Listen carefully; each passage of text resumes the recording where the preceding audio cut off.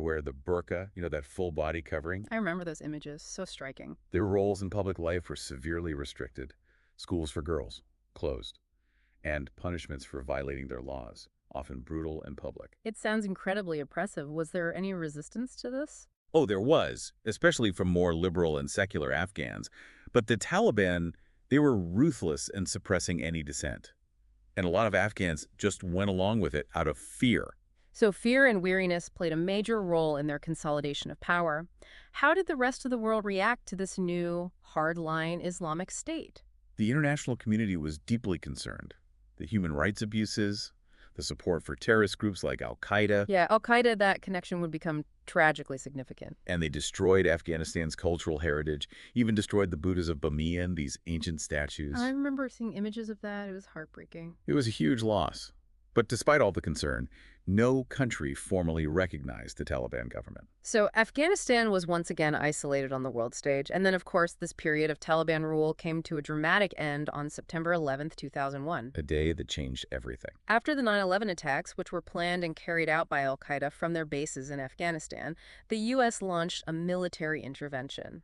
The Taliban regime was quickly toppled. A whole new chapter began, right? Exactly. 2 decades of U.S. and NATO involvement, efforts at nation building, and then ultimately the return of the Taliban in 2021.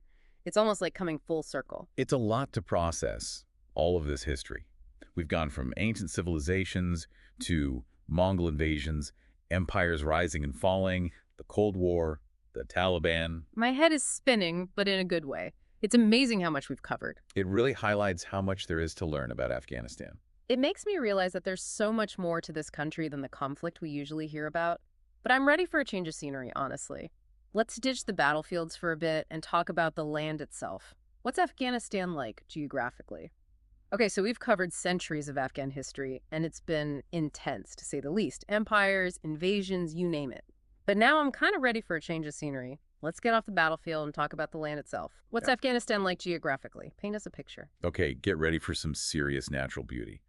Afghanistan is dominated by, the Hindu Kush mountain range. The Hindu Kush. We've heard that name come up a few times. Right. It's this western extension of the Himalayas. Towering peaks, rugged valleys, glaciers feeding rivers that flow in every direction. It's quite something. So not exactly a beach vacation destination, but I bet it's stunning in a rugged kind of way. Yeah. What about the climate? What's it like living in this mountainous land? Think extremes. You've got harsh winters up in the high mountains, temperatures way below freezing, and then you've got scorching hot summers in the lower lying areas. Most of the country